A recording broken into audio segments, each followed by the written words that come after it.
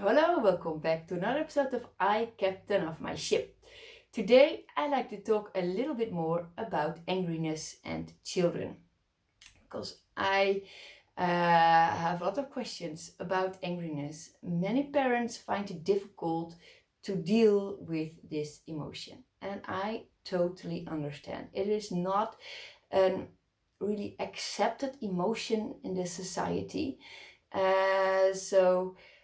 And we are mostly afraid of what other people might say about you when you give too much space for the emotion of angriness, or just give too much boundaries when a child wants to show emotions like angriness.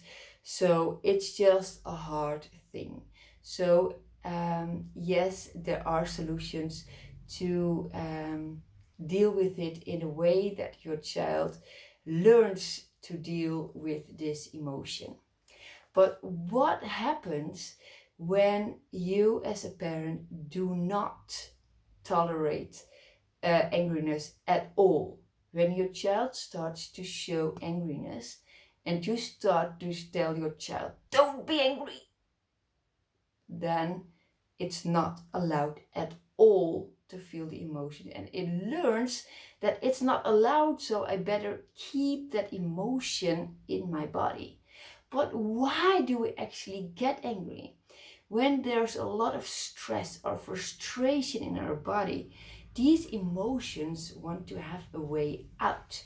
So if we are not capable about through talking to talk about the things that are frustrating us or causing us stress, then one way can be to unload yourself by getting angry. So this is why it happens. There is something going on, and a child doesn't know how to say this in a different way. So it shows you that there is something wrong through angriness. And what happens if you do not allow this at all as a parent?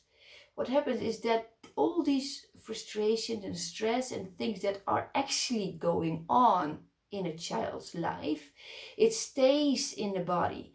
And this causes depression. And it can be that a child will withdraw from other people and it will become more quiet.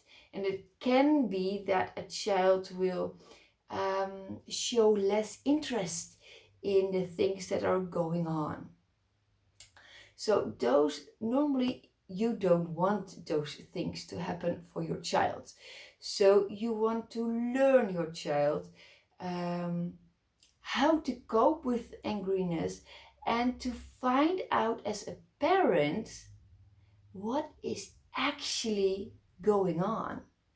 So look at the situation and see what can actually cause this problem, and learn to talk about this with your child. One way that I like to give is an example of a divorce situation. And of course, it's not only when children are going through divorce when a child gets angry, also in other situations. But one example that I like to show now is about this situation. In this situation, the mother just asked the child, will you please tidy some things up? And a child who the parents just recently went through a divorce, starts to be really angry at his mom. And this mom is acting, she has followed the course, so she knows that there's something going on in my child. It actually wants to say something to me. So instead of being angry back or giving the boundaries, this mom responds like, I can see that the last few days you start to be really angry very quickly. Can you please tell me what's actually going on? And this mother is, I'm just looking at my notes. Where are they?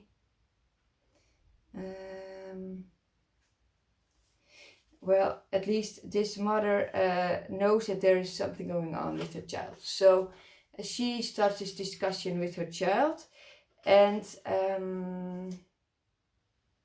yes, here it is. I'm looking at the notes because I thought it was really nice what happened here. Yes, here it is. Yes, the child's response. I made some notes because I thought it was a really, really wonderful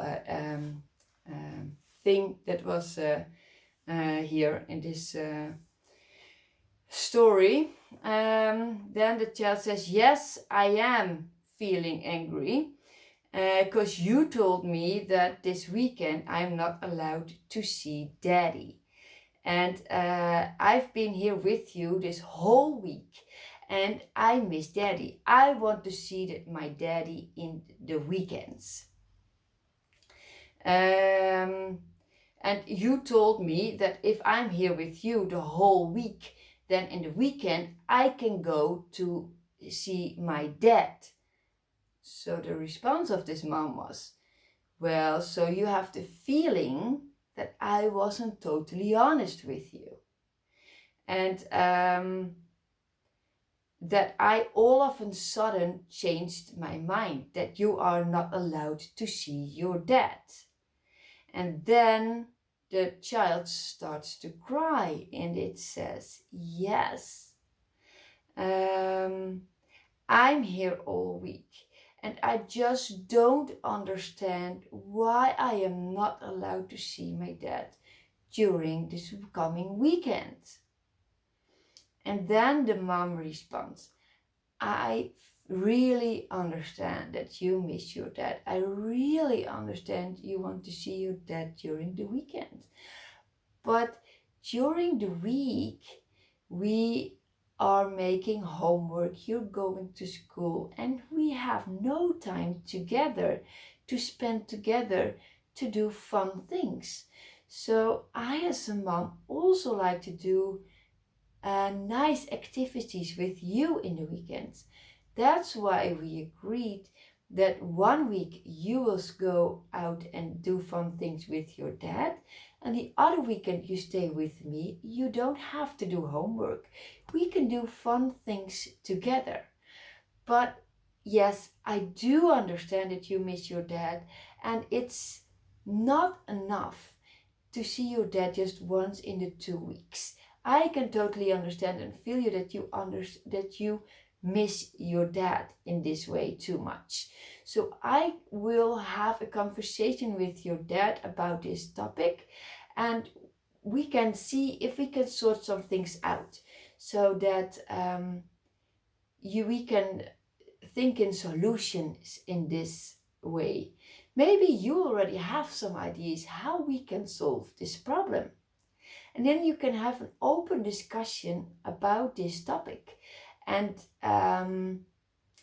this way your child feels understood and knows that the emotions are being respected. And the thing that's actually going on, missing the dad, just see the dad just once in the 2 weeks. And knowing that this is going on in your child's mind. And there are always solutions possible. And to have an open discussion will work miracles. And if this problem is solved and spoken about with the 3 people in the story, with the mom, dad, and the child, and they both can come to an agreement, for example, I don't know, but if the dad can come on a Wednesday night after work and take his son out for dinner or whatever possible. There are so many possible things in the situations, of course. Whatever is the best in these situations, this couple knows what's the best. And this old child also knows. and it's capable of talking about it and showing the emotions. So of course this was a story about a divorce, but it's not only when a divorce is happening that child gets angry. It also is when it's in so many situations that this can happen. So to have an open discussion and to find out the real cause is something that really helps your child. What happens when you have no boundaries at all when a child gets angry? There are some risks that for a child who does not learn that it's not allowed to be angry without boundaries. There are some risks, and I will talk about this in the next video so that we are all aware that it's this video I wanted to point out that giving no space for the emotion angriness has some side effects, and I hope I gave you another option to also deal with the emotion angriness. Yeah, I just hope to inspire you. And next video I will talk a little bit more about it when you have no boundaries at all, which is also not healthy for a child. But for now, I like to leave it for this episode. And of course, there is an information workshop about how to set limits to behavior and also give some space for the emotions when raising children. So if you want to know more about this information workshop, then you can write an email to info@icaptainofmyship.com. More information below. Talk to you in the next episode. Bye bye.